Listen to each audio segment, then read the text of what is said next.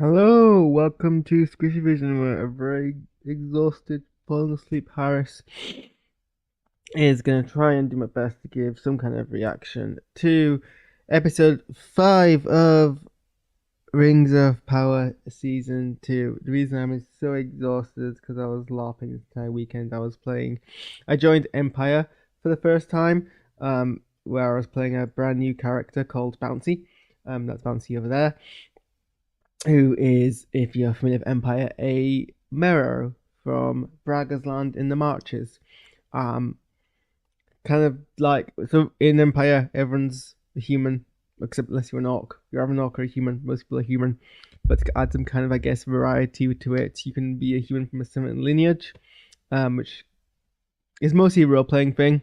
Meros, they kind of grow fishy, kind of like things on them. So like you can get gills, they can get fins on the ears or scales, and that's what you can see. Due to my face, there are some scales. Um, they're not mer people. The wiki's quite clear on that, but they do have the kind of like okay, think Vulcan, but not as Vulcan. Like then they understand emotions. They're not robots. They're not Vulcans. Like the wiki is clear on that point as well. Um, but they do adopt a kind of very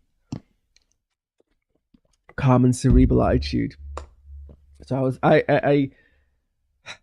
was trying to play my character with some more nuance than going the route of autistic fish. I think I essentially stuck with autistic fish for most of the weekend. I did add some kind of deviations, and I corpsed a few times. But it was fun playing the character because I've only ever played, apart from NPCs, I've only ever played Nemo in Fools and Heroes, who is my mercenary. So it's fun playing new characters, fun to have some new kits. So yeah, but I went down Friday morning about 10 o'clock, half 10. Got there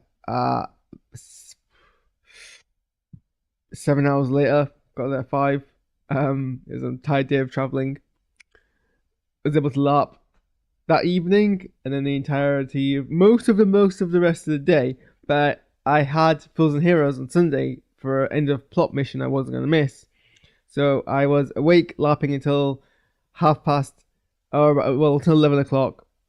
Went, grabbed my kit, got a taxi to Northampton, and then 2 overnight coaches, including an hour just having to sit in a cold in Sheffield. Got up to Newcastle, had to deal with broken up bus, and then I had like an hour to basically poop and change my clothes into my other LARP kit, and then got a lift to Chopper Woods where we play Fools and Heroes, and then LARPed the entire day there, and then came home and basically broke down shard. And I've been at work today, so not had much rest. Not gonna have much rest until about Thursday, where I'm working from home, and then Saturday, then I've got LARPing on Sunday. Actually, I think we're to Liverpool on Saturday, so I don't think I'm resting on Saturday either. So I'm pretty exhausted. So we'll try and get this reaction video out of the way as soon as possible. Because I probably should go lie down. I've just finished my chicken. Anyway, Lord of the Rings. Lord of the Rings, Rings of Power. Lord of the Rings, Rings of Power. I mean, first and foremost, my boy stabbed in the back. Like, tragedy. Absolute tragedy. There is uprisings and violence, and it's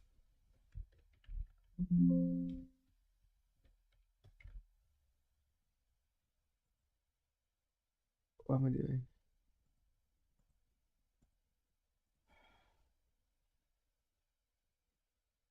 Landil. I was trying to find the name. I was trying to disguise. I was trying to find the name. Landil gets stabbed in the back for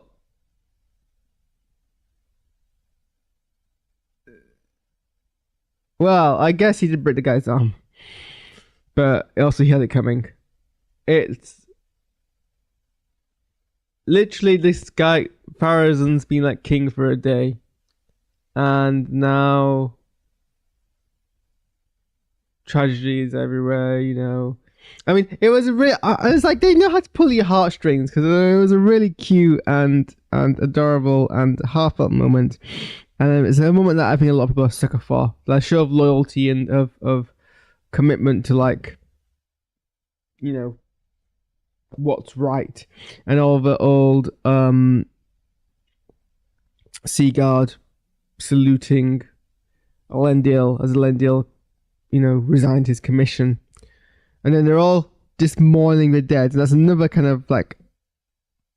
It was like an episode full of. Honestly, I should have seen. Valandil's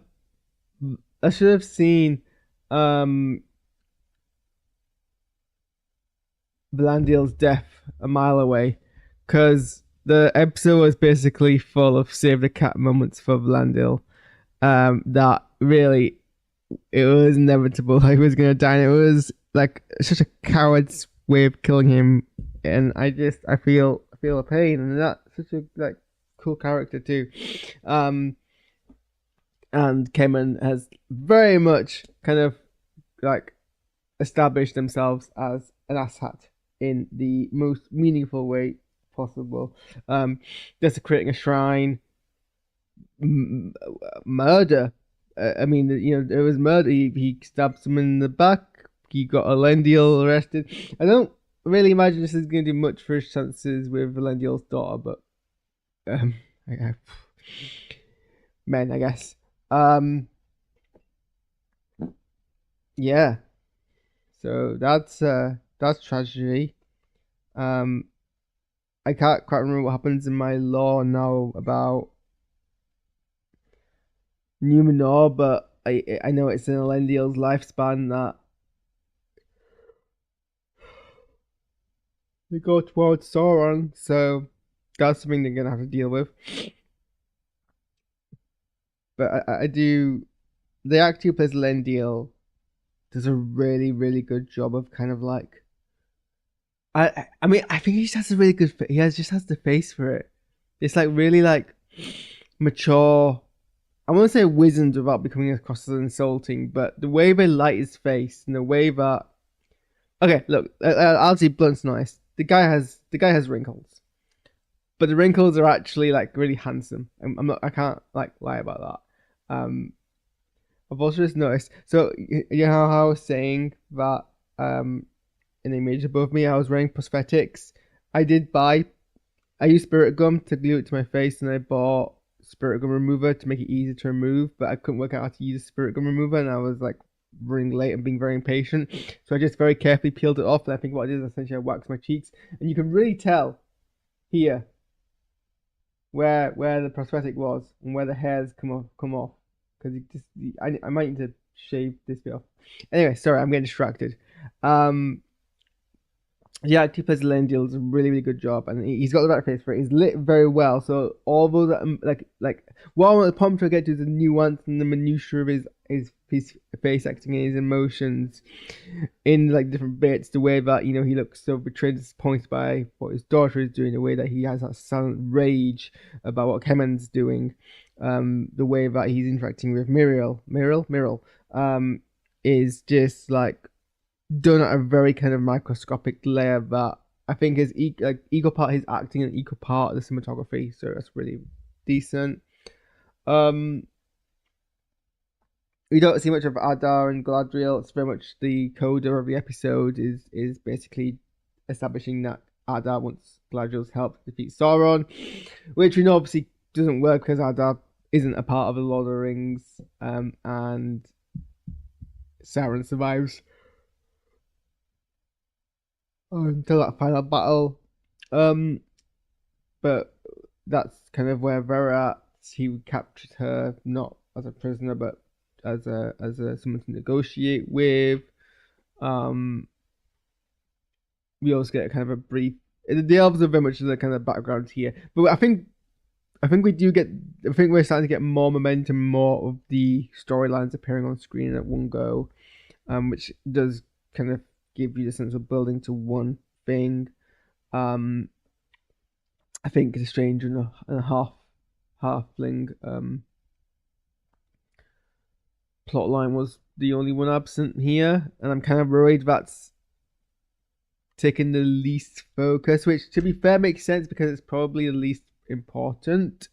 But then I feel like it's gonna distract. I'm worried it's gonna distract from the ending of the show. So they need to either deal with it quickly and then like let it be like a coda thing, because it's probably, I think, fair, it is the most like separated from everything else, and it's becoming more and more obvious. Like all the other stories interact with each other. You know what the men are doing, what the elves are doing, what the dwarves are doing. They directly interact with each other. None of the other three people have any clue who the stranger is or who the half-wits are.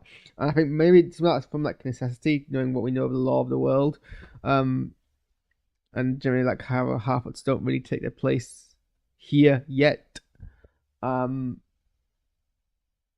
But so like I'm not like I'm enjoying the half-up bits, and I think the actress who plays Poppy is like one of my favorite actresses in the show, and they're one of my favorite characters in the show. I think they need to be careful the way to balance it so that it doesn't come across as completely like, no, it doesn't even need to be tied into the main story, but it just needs to thematically balance it. Is the main kind of trick what they need to do here. I do, even though like I know inevitably where it's gonna end, I do like degree of tension, and I was gonna say tenseness. I don't think that's a word. Tension that is being kind of built up between with the situation with Celebrimbor and Sauron, and his like skillful chess master manipulation of Celebrimbor, where even when Celebrimbor becomes suspicious of Sauron hasn't really left Celebrimbor with much choice about which kind of directions to go in. You know, either he was initially being like, I'm not willing to make the 9 rings for men, so Sauron is like putting this doubt in his mind, but well, if he doesn't help, it'll go worse. So, you know, he has to do the lesser of 2 evils and imply that it's Celebrimbor fault in the first place, and that guilt, and twisting the warnings that Durin is bringing with. I think for a show with has a lot of foregone conclusions, like even if it decides to throw a lot of the like canon out, you can assume that a lot of the broad strokes are gonna probably be in it consistently. It does a good job of kind of still making those scenes feel fairly tense. I love the dwarven interactions. I think the relationship dynamic has been nailed down by the characters directing, the writing, and the acting between the different angles each character brings to what the current problem is, the frustrations and the dwarven attitudes, the way that Prince Durin is torn between his love for his father and his love to his father, and his knowledge that he needs to do what is right in different situations, and just being a dwarf. The intenseness of the delivery of what Disa says, and all of Disa's kind of like points that she makes in the way that she kind of like asserts herself with her posture and her standing in her body language is always so great. I always love watching that. The Delve Master is becoming my favorite kind of like auxiliary character. Just like him being like, Durin's bro, like them glancing at each other, being like, "What the heck is this crazy king doing?" It's always nice to have a character for the straight person to be like, well, this is definitely a weird thing to do, and like bounce off someone. I always like that kind of interaction. That's kind of cute. What else? I'm trying to work out from the timelines. I mean, obviously the Balrog that's in Khazad-dûr killed Durin. I can't remember which Durin it was. If it was Durin the third or Durin the fourth. But I guess it's one of these Durins, so I guess we're building up to that. Where we're not going. I don't know if we're going to see it on screen. Feels like bringing that in would like add an extra element to the show narratively, where it's already building up something. But again, I can't remember what the law is. Okay. Well, you lot yawn, and the fact that I am like just throwing words out punctuates that I should probably quit around my head because, like I said, I'm tired. We've just passed midnight. It like took me an hour to even step the stream because I was just like exhaustingly staring into space. So I'm gonna end the stream there. Thanks people for tuning in. I think I've managed to finally 5 episodes in remember or work out which day of the week the episodes broadcast on. I know it's a Thursday, so and I'm working from home on Thursday, so maybe we'll get another stream on Thursday to discuss episode, and that puts us at 6. So this week, and then after that, it's the 2-part finale. I said 2 parts of it is a 2-part finale. It'll be the penultimate episode of the final episode. I felt the show was going fast to begin with, and now it seems to like slow down a whole lot. Not quite sure what that's about, but that's fine. What else? Yeah, I think that's about it in terms of things I wanted to say. Thanks for tuning in and hearing my really I'm exhausted and tired and falling asleep rambling about this episode. I mean, a lot of praises I have are the same ongoing praises. The show looks gorgeous. There are some shots where the lighting hits characters and it just is like lit and like colored and framed and focused in like a way where you know that a lot of care. Like barely a shot looks flat. A lot of it just feels like so real and visceral. Like that actor who plays Carimbro, his like reactions to what a lot of Sauron is doing, his like mini panic attack in his office where he realizes he's been overwhelmed. But it's just the fact, like this is where when he gave that rant to. Why am I doing this? I'm closing my stream up and now my energy kicks in. I'm starting to give these much more kind of well thought thoughts. Whatever. This is what happened to Eagle Live. The bit at the end where he kind of like gives in and is like, okay, I'm gonna have to help make these 9 rings because honestly, like I don't know what the options are. And he does that speech where he tries to like, I want to say inspire. It was more like threaten his smiths to do a better job. Which I mean, wow. Is like I don't know if that's what he's like as a person or if that's just a result of his manipulation and gaslighting from Sauron, but yikes, what an ass like speech. That's the most ass felt inspiring speech I've ever seen on screen. I think just a whole bunch of someone screwed up, probably me, probably all of you as well. We all screwed up. Do better. Like, just do everything better. Just do, what is it? Anything less than a hair breadth than your best. Like, what expectations to set? Wow, sorry, I have no idea where this burst of energy has come from. I'll probably gonna crash in a second anyway. But like, he delivered that speech, and then you could just tell, like, the acting. Carimbro was so exhausted by the situation he's in, and I really like that. I felt that in my bones. Yep, here is the post mini like energy rant coming in.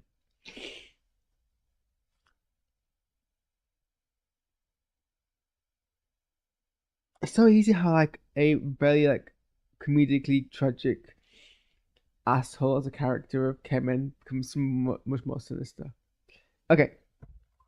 That was a better point to end the video off. I'm satisfied with that. Thanks for tuning in, and I'll see you on Thursday, I hope. Bye-bye.